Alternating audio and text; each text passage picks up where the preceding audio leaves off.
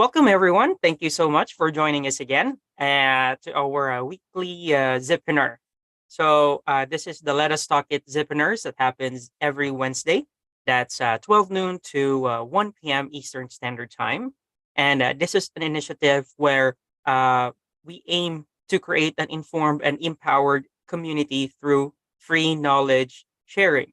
So this Let Us Talk It Zipinar is initiated by Cogent Integrated Business Solutions. They are an IT company that is in collaboration with big companies as well in the United States. They are based in Detroit, Michigan, and you can visit their website on www.cogentibs.com. And they're also visible in Spain and India and Mexico as well. So if you ever need IT services, please visit the website. And Let Us Talk It Zipinars, it is not called webinar. If you're wondering, it is Zipinar, as if you imagine zipper, like there are two things that you have to zip in to make it one. So we are providing you two different topics from two different season speakers that we have and zip it into 1 hour session to lessen the time consumed from your corporate hours and maximize the information that you get from this webinar. So we thank you for joining in today. And for those who are watching live on YouTube, Facebook, and Twitch as well, we welcome you to our Zipinar. And for that, we have the first topic today, which is idea to an outcome.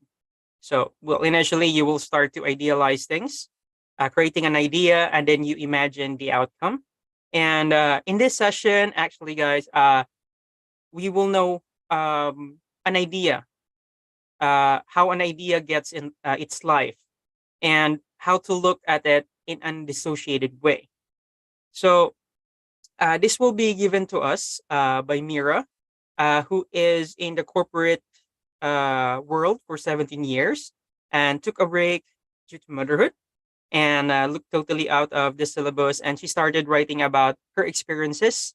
And there was a tribe was formed at, and today's it's 5 years that she started an online community into writing, storytelling, and training with 4,000 members.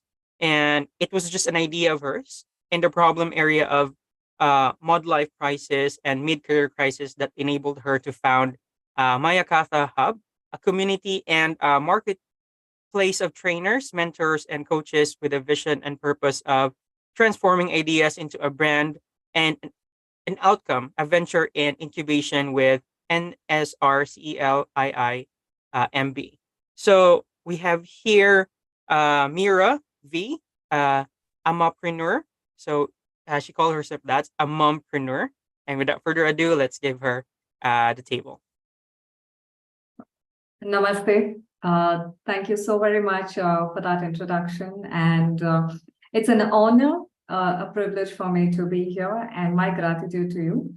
Thank you, Phil, for contacting me through LinkedIn community, and happy to be here.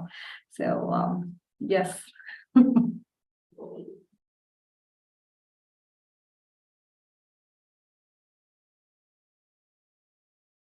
So, just to get started, let me just give a brief. Yes, I was working, like Phil was mentioning about my introduction, for close to 17 years in the corporate. Typically, it was into HR, recruitment, talent acquisition, employee engagement, training.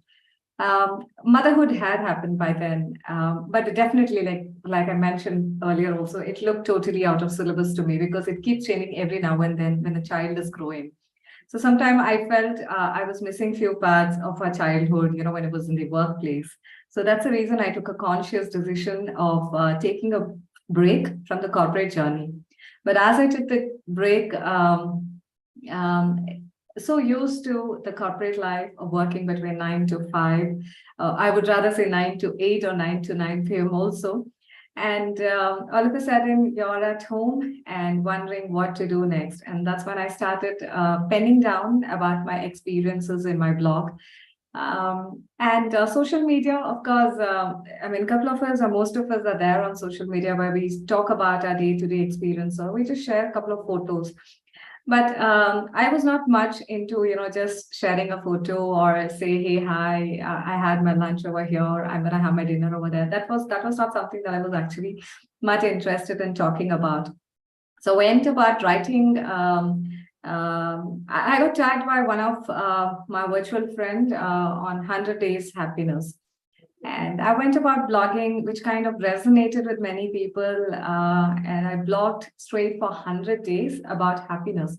But every day it was a different learning. I mean, some days, I wouldn't say exactly as a happiness as we read or we listen in the virtual world about, the photos or the events and all. The real life learning, in fact, taught me quite a few things.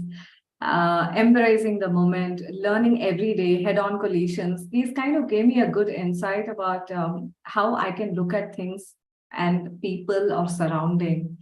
And my journey continued into writing, and I went about publishing my first book.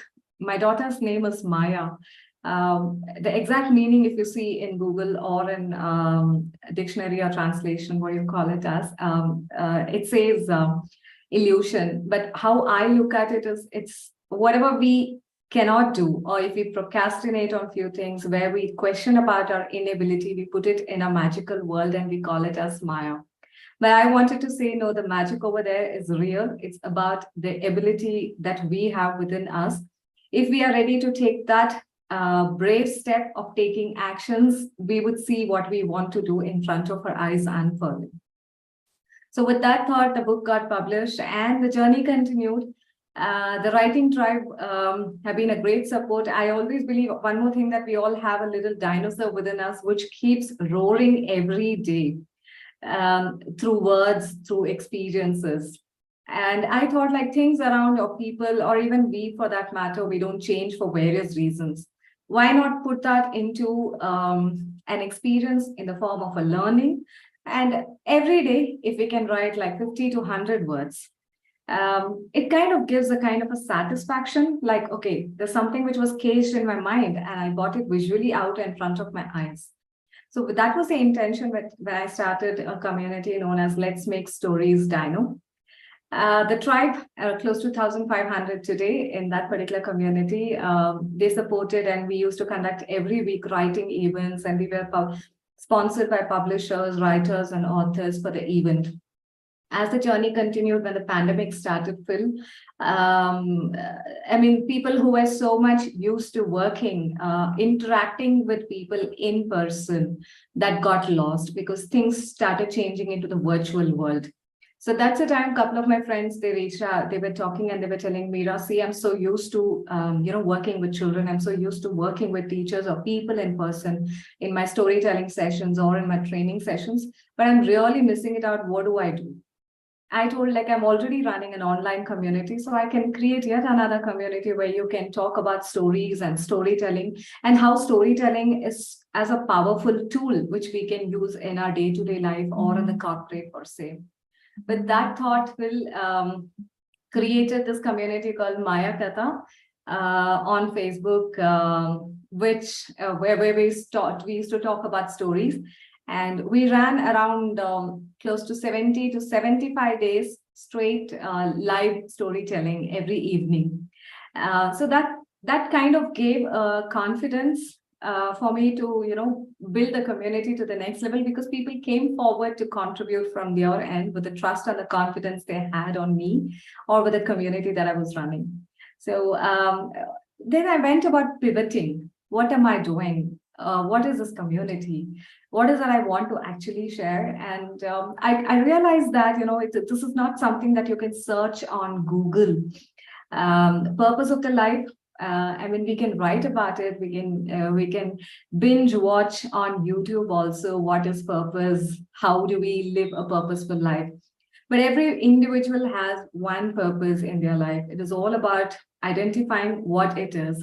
So I realized that transforming words and emotions into stories, and that which can create an outcome or a brand, is my purpose in life. So, so through the community, today we're close to 4,500 together.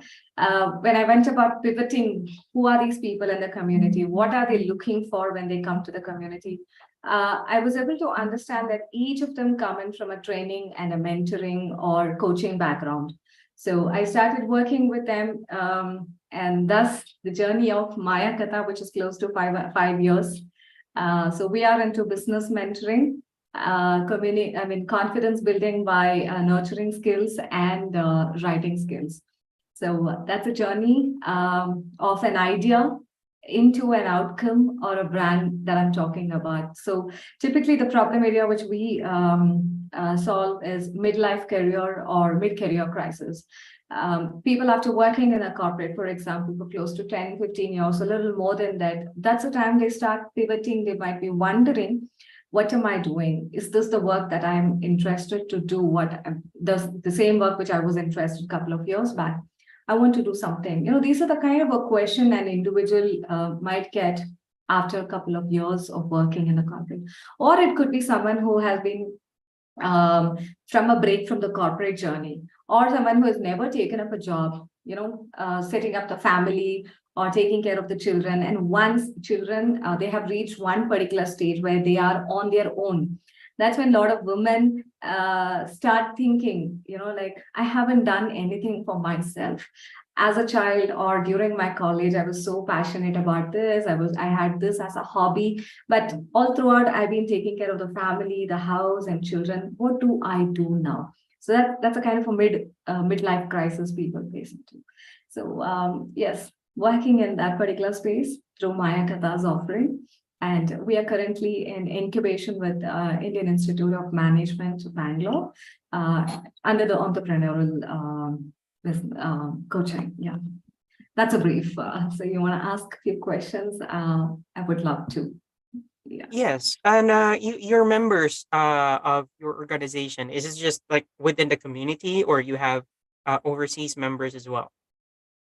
Across, we have overseas members also, not only from India. We have people from Far East. When I say Far East, from Singapore. We have people from Europe. We have people from US also. So it's an online platform. So the reach has been always across the borders. Yeah. Wow, that's really like a great step to the crisis that you have faced. So it's I see it as a transition from a corporate to a creative career, because you are like exploring your creative side on that area. So are these also this kind of initiative is available if even if like they are still in a corporate world? Yeah, I'm sorry, your voice broke in between. Oh, yeah. Yeah, what I meant is that this kind of initiative that you have made into moving or transitioning, is it Yeah. also like applicable to those who wanted to stay still in a corporate world? Yeah, it is. It is definitely. So we need to make again a conscious decision over here, Phil. For example, there might be a couple of them who want to take that call to quit their corporate journey and to start something on their own in the space of entrepreneurship, what you call it as, or some new domain also. But I would always say, look at your financial status.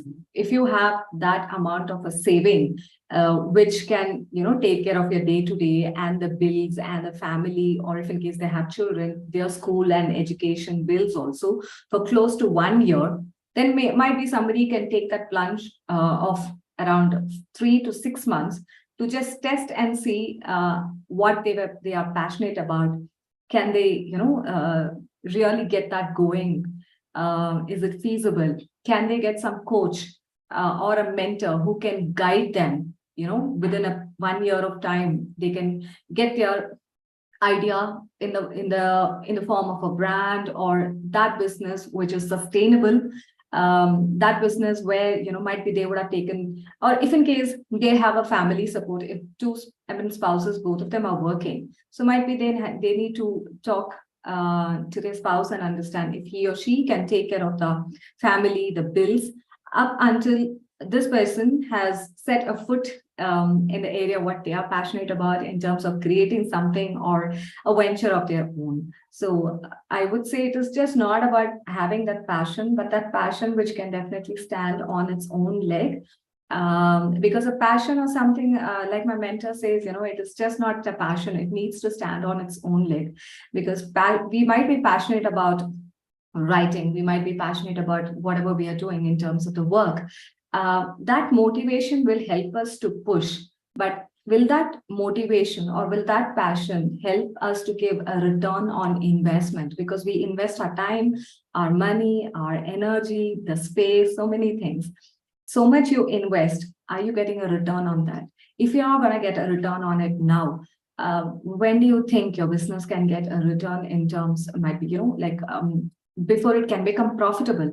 What kind of a revenue you can make, after 3 months or after 6 months, after a year? Okay, from the second year, do you think this venture that you have started will start giving you profit? Might be then you want to hire somebody for your team. How long can you pay that employee money? Do you have that repository? So typically, we might say we are passionate, we love to do something, but we really have to think in a corporate way, or in a business angle about what we pursue also. Wow. Thank you. And yeah, also for the attendees, you are actually free to ask or interact as well with our speaker. So just raise your hand so we can acknowledge, or you can put it on chat or in the Q&A section, so we can have it acknowledged. All right. So yeah, if you are still formulating, just raise your hand. I'll definitely let our speaker know. And yeah, so I'll continue. Have you experienced imagining or have had an idea that is a bit impossible or hard to achieve, but you're able to get a positive outcome out from that? Okay, so I look at it in two ways. I think there's some question in the chat. I have many ideas to work on how to select the best one to go with. Yeah, I Phil, can I just answer that and come to what you? Yeah, sure.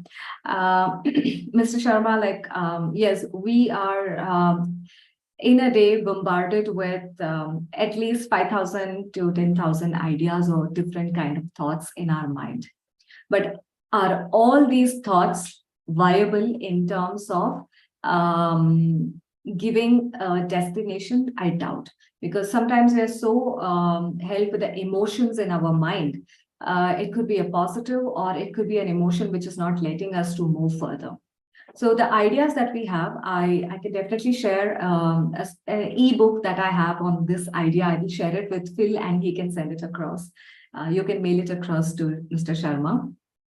So the idea is like that you can follow a 4-quadrant metric.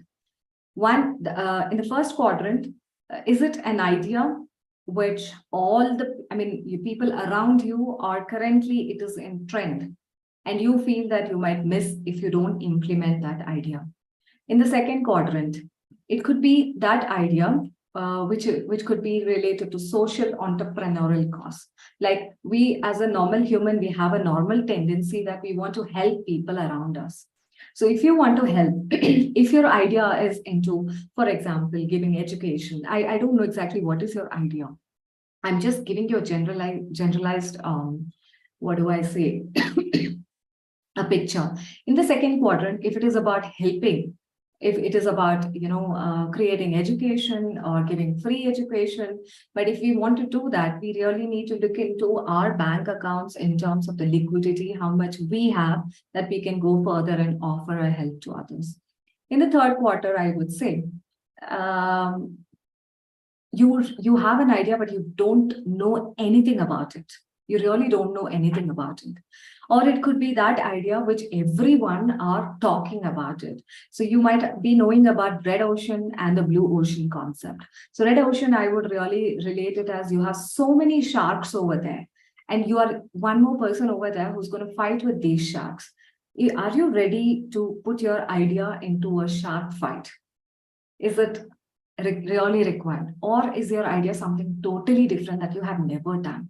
So again, you have to do a little bit of a market research, analysis to understand the viability of the idea, how you can take it. If this idea you want to implement, who are the competitors? How are they, working in that particular space? If in case you don't know, there is no competition, I mean, does this give you an opportunity? Have you entered the market much ahead of people can even think about, right? Or is it some idea which you can start and the bandwagon will follow you? That is in the third quadrant. And the fourth one, I would say, it is about whatever resources we have, with that can we run the show. For example, you have an idea, you know about this idea because your prior experiences in that space. You know about this idea because you have a mentor or coach or a guide, or your friends or family usually would be supportive about what we are doing emotionally or mentally, but not many a times they would be in a position to help you out in terms of taking that appropriate business or financial decision. It again depends. It is a generalistic view. So in the fourth quadrant, I'm just repeating, this idea basis your prior experience of the work. This idea, you need to just polish a little bit more, and you have access to mentor or coach where you can invest little bit of money and time, and you can start working on your idea into creating it as a brand or an outcome. So now you really have to put your idea into any of these core four quadrants and see how you can take it. So just to give us some, again, in the first quadrant, the entire world is talking about it and you have a feeling, oh God, I'm going to miss it out. This idea, I want to pursue. Will that help? Second quadrant, it's an idea where it is about helping people. But if you want to help, first we have to set our foot strong. Like in the plane, they say, right? The air hostess would say, before you could help your, co-passenger, first take care of yourself before you could help your co-passenger. And in the third quadrant, something very less about it, but you have to invest a lot of time and space. And it will really take a lot of money also for you to, should you really look into it now? Fourth is a quadrant wherein you know a little bit about this. Basis mentor or coach or people's assistance, you can just take this in an autopilot mode. I just wish I would have answered what you were looking for. If not, you can just put it in the chat box and I'll share the ebook structure with Phil. So, Phil, I'm just coming back to what you were asking about the positive outcome and the other one. This connects with what I was talking about, the idea structure. We keep getting idea, but we really need to see the viability of that idea in terms of, is this idea is it, are you just looking at it as a value addition? But before something can get into a value addition phase, what is the kind of a problem that we want to solve? For whom we want to solve this problem? And when I'm solving this problem, are there buyers in the market? See, how much ever we talk about passion and love and work that we do, it's a default mechanism that there should be a return on investment for the time and money that you put in. 1 year, you will be really passionate about, even if in case there is no inflow of business or inflow of money to run the show, you might put in your own money and run the company. But from the second year onwards, it starts pinching our pocket. So that's the time from the beginning stage, if we can know there is an idea. In terms of viability, what is the value addition? What kind of a purpose I'm trying to connect with this idea? What is the problem that I'm solving? Is there a need in the market that people want assistance or help in this particular space? So if we can do this bit of a market analysis, and who are the competitors, it's really important. We might be passionate about our idea, but you might never know there might be other people who are already in that particular space. So let's do a bit of a pivoting to see who are the competitors, how can I take this to the next level? Then the outcome will happen automatically. Positive outcome when you get business leads, when you generate a lead, when you have the sales, when you have business, when you have customers or repeat customers. But if it is not happening, again, we'll have to go back to the beginning of the cycle and see where, in which part did I miss out something that I'm not getting customers? Why am I not having repeat customers for my product or services? So I think we'll have to do pivoting every now and then, Will. Already. Thank you so much for that one. And yeah, for other attendees as well, do you have any ideas as well that you can share to our speaker or to us? I mean, if you have questions as well, you have comments, yeah, please feel free to unmute or raise your hand or put it in chat.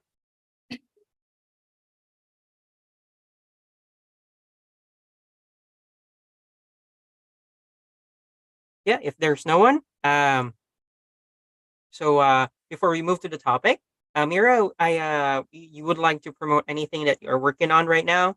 Uh, anyone can like if you're writing a book, you're doing an article, or any upcoming events that you have. Sure, sure. So my venture name is Maya Kadam, which is spelled as MAYAAKATHA. That's the name of the website too. We are into offering business mentoring, confidence building by nurturing skills and writing skills. So we typically work with solopreneurs, freelancers, trainers, and mentors and coaches. Of course, yeah, a lot of housewives and people who've been working in the corporate who are looking for assistance in terms of taking their idea into an outcome, or much before that, with regards to business mentoring. The upcoming event, which is an online masterclass, we have it on the Saturday, and this is basically for aspiring entrepreneurs. I have the link, probably I can just share it in the chat box as the session progresses. There's a question. Some ideas or projects are like that, they are existing in the market, but no one working practically on it in the market. Yeah, that gives you an opportunity to see if you can be the first entrant in the market. Yeah. Already. So Yeah. if you wish to get in touch with Mira, you can just search her on LinkedIn as well, or yeah, you can contact us, Let Us Talk It team, so we can have her permission to have your number be shared or her number be shared to you if you wish to have an offline collaboration. Well, if any, thank you so much, Mira, for delivering that wonderful talk and the information you have shared along with your experience. And yeah, there's the website. Let me just share it to everyone. Yeah, thank you so much, Phil. Namaste. It was great being here and sharing my bit of an experiences. I hope, I wish it helps you in a way that you're looking for. And yes, I'm looking for collaborations. You can write to me. I will share my email ID also in the chat box over here. And we'll paste the LinkedIn profile. You can reach me over there. Thank you so much. Yes. Thank you so much for helping this initiative, Mira.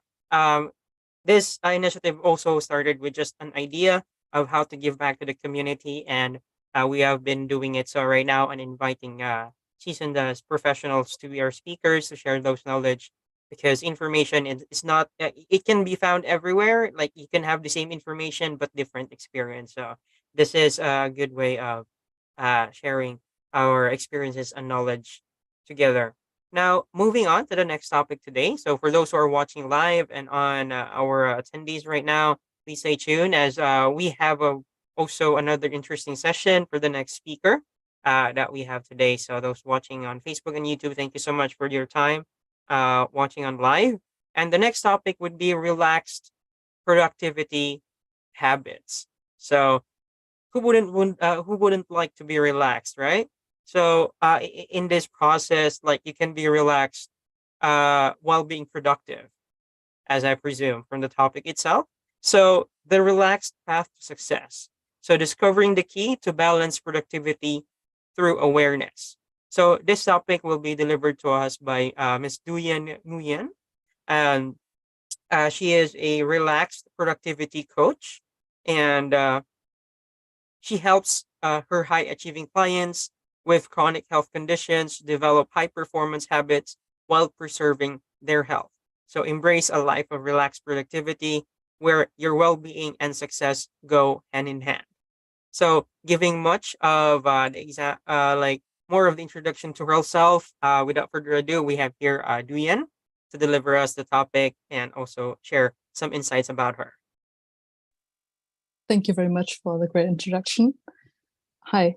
So I would like to dive in right away. So what you will get today is to learn what are relaxed productivity habits, why it is important, and because the time is short, I will share with you 2 practical ideas that you can practice or experience right away. So you don't have to take any notes, because you know how it's like, you take notes and then you just put it into a file that you never find again. So let's just get right into action, and then I will also share with you what the common mistakes are with the practices and how you can deal with that, so you have the higher chances to succeed with that. So let's get started. It's gonna take 25 minutes, and if you have any questions, you can just bomb it into the chat, and after that there will be 5 minutes of Q&A. So I'm looking forward to your questions, and feel free to interact. This is really something new to me, and not new, but let's get started. So what are relaxed productivity habits? So the idea of relaxed productivity habits, it's not only about optimizing your performance, so you get your goals done and achieve even more goals. And it's also including your well-being. So you learn things in your daily life that you can include, so you can also take care of yourself. Because what I realize in the daily life in the corporate world is that you get up in the morning, maybe you have 30 minutes to get up, eat something quickly, or make just a coffee. Then you get to work, drink your next coffee, talk to your colleagues. And by the end of the day, you're so exhausted that the plan of exercising just falls apart. And then that keeps repeating. So you have a habit of not doing exercise and feeling tired. And we want to change that. So with relaxed productivity, it's also nice to know what habits are. And if we break it down, it's routines, behaviors, actions that develop over time through repetition. And that sounds really easy. It starts very like with your smartphone. You get it the first time, you check your messages and are happy for the first likes. But then somehow the habit happens every time when it makes ding, then you open your smartphone, or even if it doesn't make any sound, you open it anyways. And that can feel uncomfortable over time when you have something more important to do. So we want to make it more that you feel good about opening your smartphone without having this guiltness of having to work on your other projects that have a deadline. So habits itself, they are not good or bad, but in the context of, let's say you have a goal, you have a project to get done within a month, you have to take care of yourself. You have to eat, sleep, the basic things, and then doing the work, talking to your colleagues, having a lot of meetings. And there are a lot of things to do, so you don't want to waste time, but somehow there's this, in Germany we call it dog pig, which is the Schweinehund, so pig dog. It's just that visualized metaphor for when you want to do something, but somehow this pig dog comes and just pulls you back.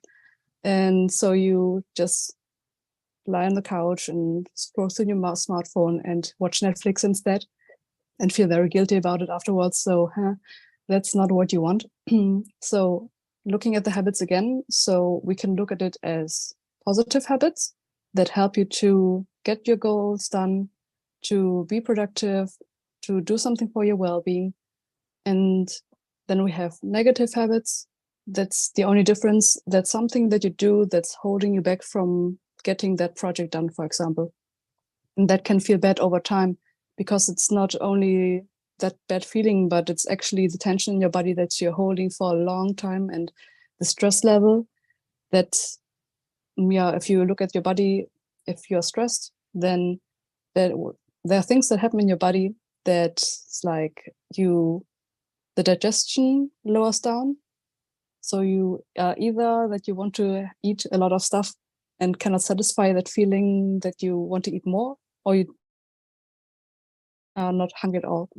This is just one part. And in the stress mode, you are more focused on just one thing, but then you cannot see the other things around you. So that is just a sign of you're in a stress mode, which is not a bad thing at all. It's just part of life.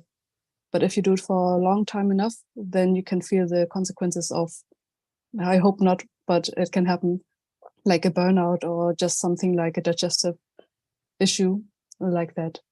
So coming back to relaxed productivity habits. So what are these things? Basically, we just look at what you already do that we can adjust, like your sleeping routine. What do you do 2-3 hours before you go to sleep? Most of the people eat, watch Netflix, eat something, and then go to sleep, or even fall asleep while watching something. And it's also not good or bad. It just depends on how you feel afterwards. Do you feel rested after sleeping, or do you feel like something hit you and you want to just fall back into coma? And having a sleep routine with relaxed productivity, if you are aware of what you do that doesn't help you to feel refreshed the next morning, then you know what to change. So it's a good hint of am I doing wrong? How can I change it? What's the opposite of it? If I wake up very much in a bad mood, I have to snooze for an hour, then this is not what I desire to keep doing. What can I do instead? I actually just want to wake up refreshed and maybe doing something for myself. While if I do already a lot for other people during my work hours. And what else? Like sleeping routine, it also deals with the awareness while you work on your computer or on your smartphone, or the negative thoughts that come up in your mind. And also it's including communicating the boundaries, which can be difficult if that's not like a habit. So why are these relaxed productivity habits very important? It's everything you do in every moment, whether it's like brushing your teeth in the morning, in the evening, or eating 3 times in a day. These are all habits that you learned at some point. There are enough studies that say you don't even eat breakfast. This is just some invention to have some people, like in the industrial time, to feed the people in the manufacturing companies so they have enough energy to work 12 hours a day or something like that. But even that's like, it really depends on how you grow up and what is really human, like natural. And with the fast technology, it's everything going so much faster than the body can actually digest. So being aware of how you interact with yourself, with the computer, with other people, helps you to change things in the moment instead of trying to implement an hour-long morning routine and then feel disappointed that it's never taking off, or maybe just a month and then it just goes off. So moving on, I'd like to share with you 2 practical tips. And the first practical idea is very easy. You have to do nothing, just use your awareness. And for now, your awareness of how do you feel? Are you stressed or relaxed? And if you just check in with yourself in this moment right now, are you feeling more relaxed that you could just go on the day or fall asleep well? Or do you feel restless, like there's something else you have to get done in the next few days? Or do you even feel so much stress because you feel this deadline is like approaching so closely and there's so many things to fix at the same time? How should you do it? And your body's just feeling very blocked and somehow you don't want to move, but you have to. So these are the things with deadlines in a company. It's easier to do that if you have external pressure from other people, but it's also important to keep your promises to yourself. Meaning, if you say, I want to exercise, and then you don't do it, there's a disconnect. It creates stress within yourself. So it's good if you just use this small principle. It's like this AI, you give it a small algorithm, and then you can let it learn by itself. And this is how we implement it for ourselves. So just this question, how am I feeling right now? The awareness, relaxed or stressed? Are there any thoughts that I'm thinking right now that stress me out? Or is there a pressure in my chest that I'm feeling, but I don't know where it comes from, but I feel very nervous? Or am I doing something very like scratching even your arm could be a sign that you're in a stressed moment? And the easy thing would be just stopping. But if you don't notice it, then you keep scratching until it bleeds. And well, it can leave some marks, but it's not deadly, so it's gonna be fine. But still, you know your boundaries at some point where it is dangerous and where it's just like, okay, let it go, let it go. So this is about the awareness by itself. Use this small like command in your daily life whenever you are aware of that. And then you can always change when you notice you feel stress, you want to take a snack that is sweet and very satisfying. Either you say, okay, I will just go back to my work and take a breather, or you just allow yourself to take the snack and enjoy it. Because what creates the over snacking is the stress that you don't allow it yourself, but somehow you eat it and then you regret it afterwards. So you ate more than you actually wanted. Very common problem, totally okay. Just be aware of what you need and give it to yourself, and then it's going to be fine. So this is the first part, the idea that I wanted to share with you. And the second idea is about progressive muscle relaxation. And it sounds very fancy, but it's basically tensing and releasing tension of your body, muscle tension. And you can use it in the context of meditation before you go to sleep. If you feel from work, you've been sitting all day long and you cannot fall asleep, then this is a very effective way to fall asleep. And you can also watch some videos about it, progressive muscle relaxation. But in this case, now that you're sitting in front of a screen or standing, then you can really take this moment and use the same technique for something else. And what it is, we will notice that later. So I would like to just invite you to experience that. It's about, I will explain to you what we'll do first, and then I guide you through so you can follow along, even with eyes closed. So how we'll do it is to tense our shoulders as much as we can up.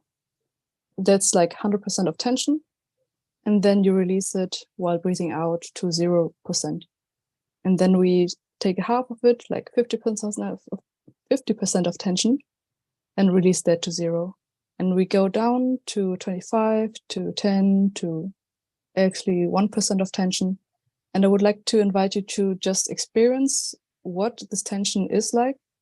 And then I'll explain and reveal what is about what we did.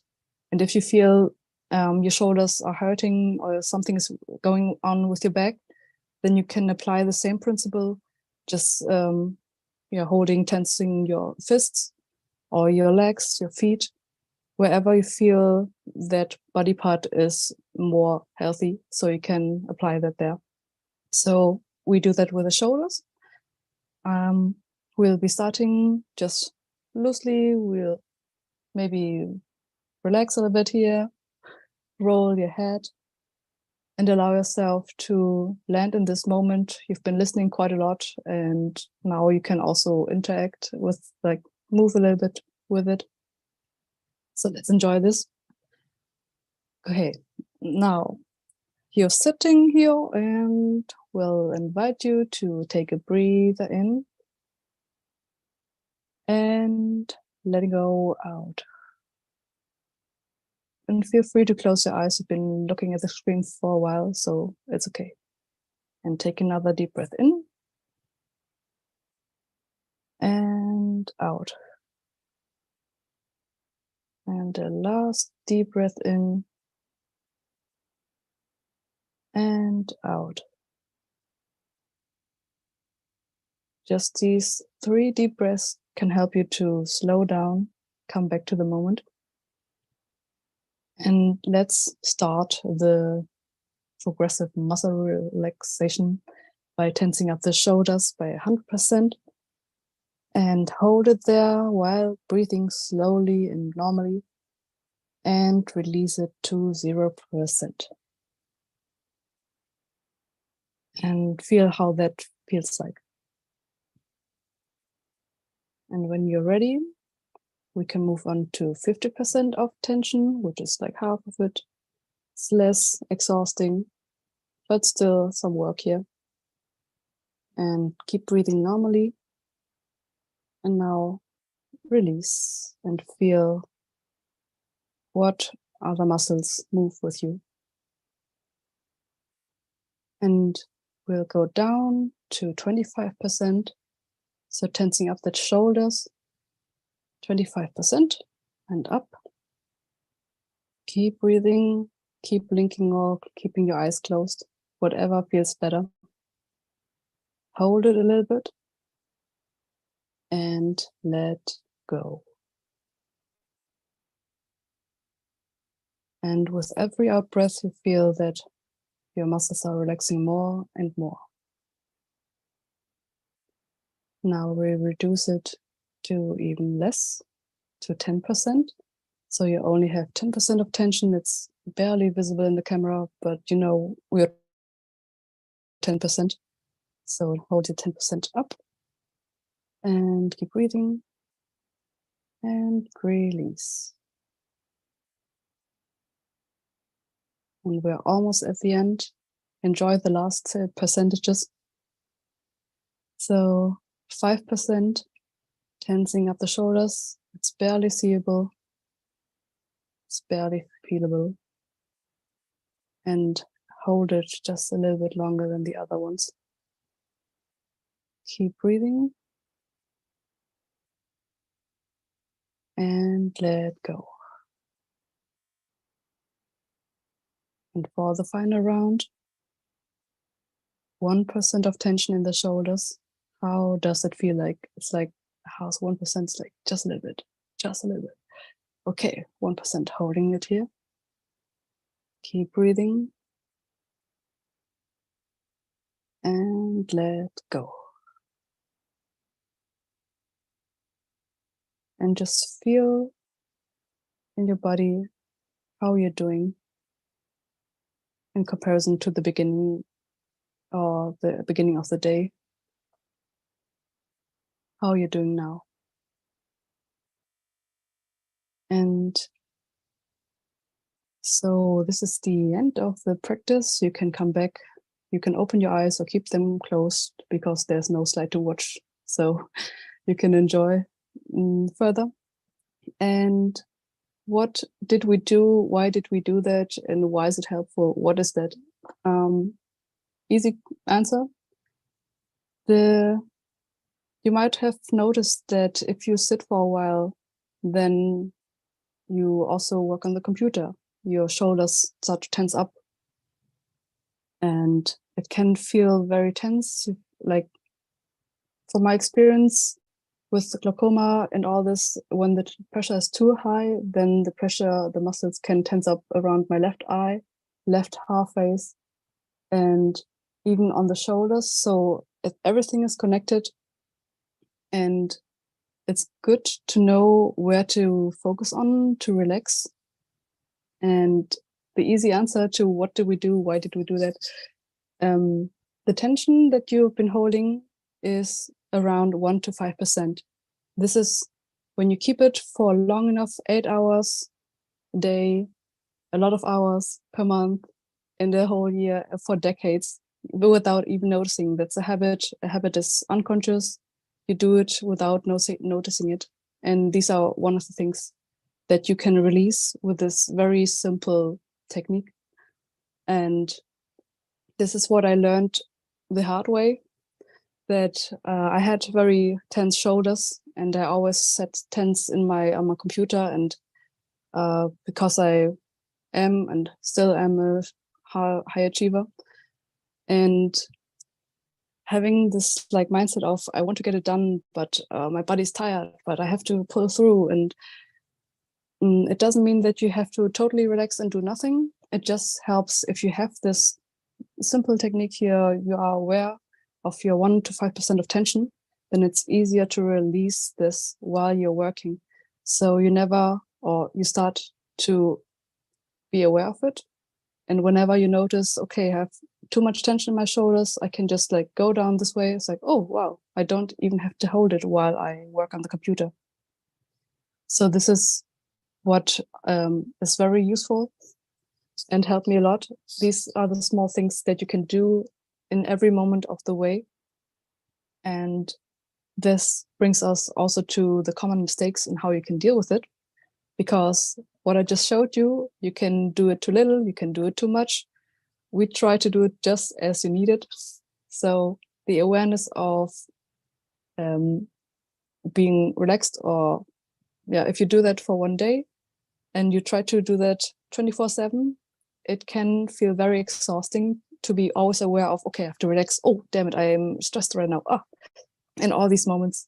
So if you reduce it down to not like 24/7, maybe just now you have the starting point of, okay, I know how it feels like when I am a little bit tense, so I can release it, so I can continue work without draining my batteries, without knowing it.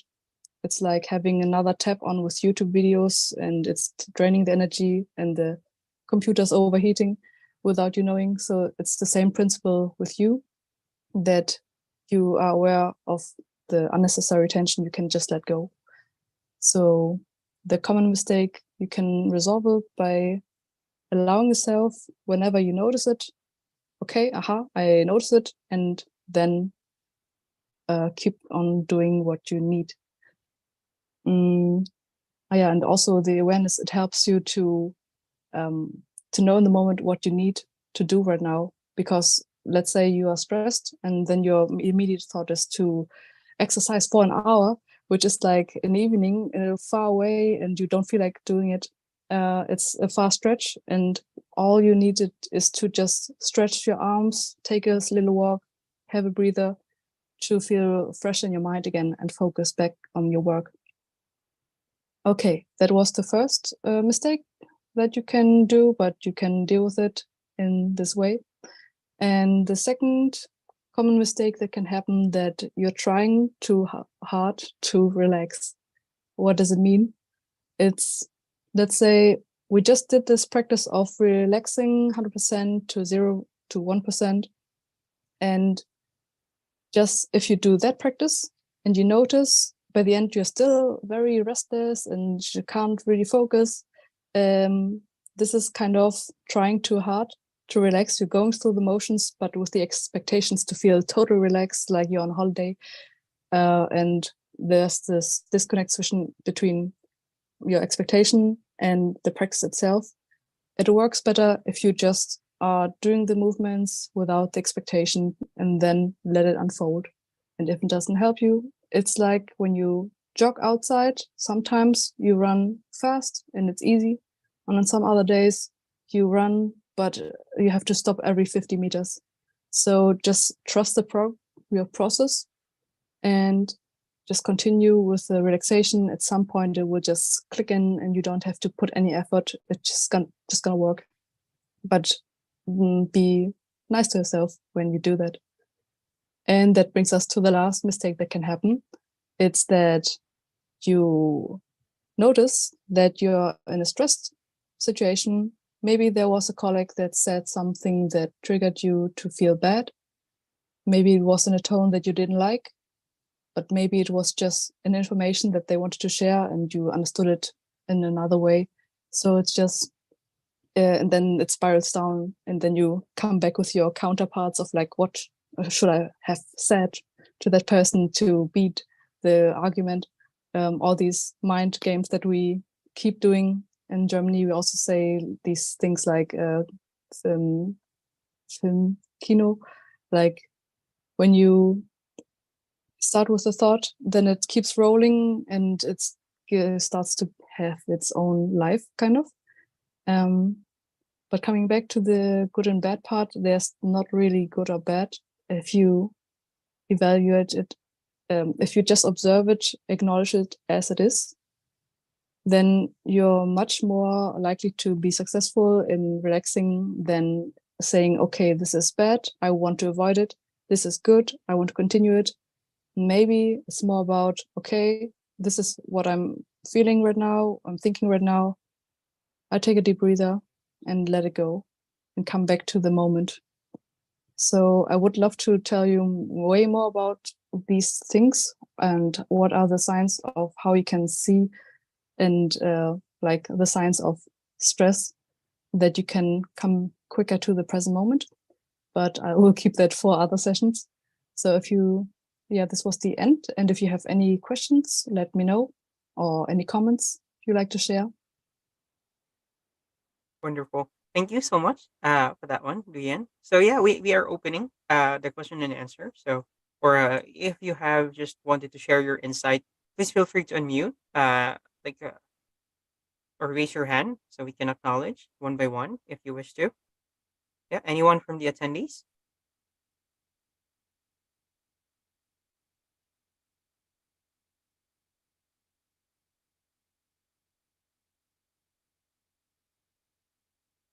Mm.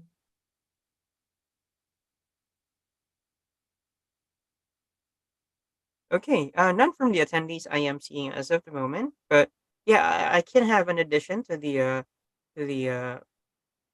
what was that? Progressive muscle relaxation. I encountered that one in one of my subjects as well.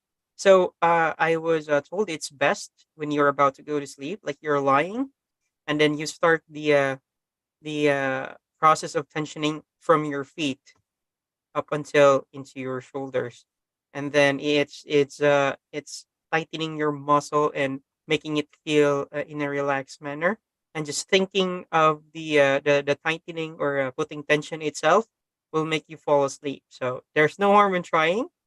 You can try it when you lie down. So yeah, we have El Sharma.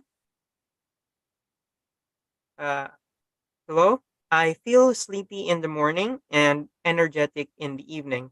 Any productivity habit I can align with myself to increase my morning efficiency? Mm-hmm. This is a common thing that you feel sleepy in the morning. I have a lot of people having that. It's I have one idea. That's first to see like when are your most productive hours, and you just said in the like not productive but energetic in the evenings. And it's good to acknowledge whether you are a night owl or a morning person, so you can dive into your kind of zone of genius where you can be most productive. And if you feel sleepy in the morning, there are different things that you can do. The easiest thing would be sleeping enough, which is very, and what does it mean? Sleeping enough means when you sleep enough hours of your own biology, like it usually sets 8 hours, but if you need more or less, sometimes there are phases where you have more stress, so you need more sleep. So it depends how much sleep you need. But if you see the sign of your you have enough sleep, you wake up fine, it's good. But if you have a resistance just hearing the alarm, then there might be some other things going on, and that might be good to, like, you can train yourself out of it by having a morning routine. Instead of snoozing, you don't snooze and start to stretch slowly. Like, most of the people start to wake up very quickly, but maybe you can start to enjoy the morning by stretching yourself, giving your body the time to slowly waking up. And stretching would be one of the first things that you can do. That includes also breathing, which happens at the same time, so you don't feel like you have to do too many things at the same time. So stretching, and then there are many things you can do in the morning routine, but it's more about activating and moving the muscles so the blood flow can come. So this is my answer for you. Hope it helps.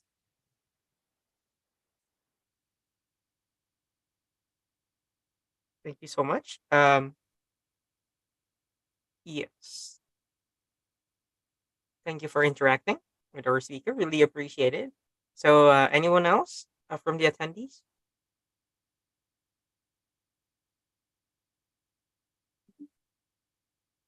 Already. So, we have come to the exact time of this today's session. So we really appreciate those who joined in, joined live, and also who have watched on YouTube as well. Really appreciate your time tuning in, and for those who will be watching later, so please listen to every word. It's really helpful from the first speaker to the second speaker. So you will gain information based on their experience as well. So you may have knowledge of the same area already, but yeah, we all have different perspective of those areas. So anything you'd like to promote you're working on right now, Duyan, or if you have some seminars in the upcoming, or if you have an article? Yes, like at the moment I am, yeah, I'm open to give free 30-minute sessions. So whatever problem you are facing right now, we can just talk about it and just talk, like giving you the solution that you need in that moment to move on.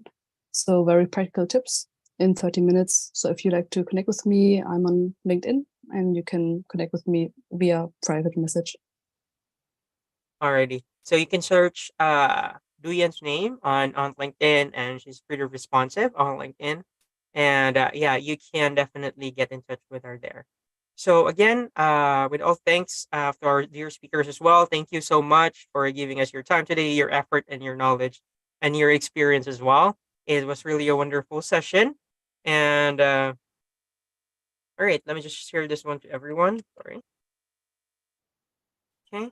And if you wish to put your LinkedIn contact details as well, Diane. So for the rest of the attendees who are still here, they can open on that link and they can connect with you for offline interactions. All right. Nice. So thank you so much, everyone. And we also would like to invite you again next week. So Wednesday still. The same time, we will have two new speakers and two new topics to share to the community again. So this is a free knowledge sharing platform.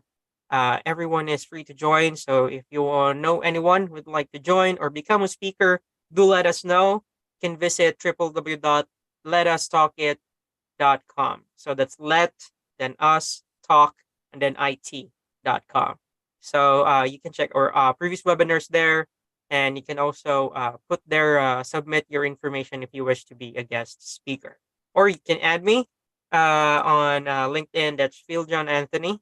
You can search me on LinkedIn, or the Let Us Talk It page will definitely welcome you there. So not much of a message. Thank you so much again, everyone. And we bid you goodbye for now. But we'll see you again next Wednesday, and for those who are watching live as well on YouTube. So keep safe as always, and thank you so much for today. Take care, everyone.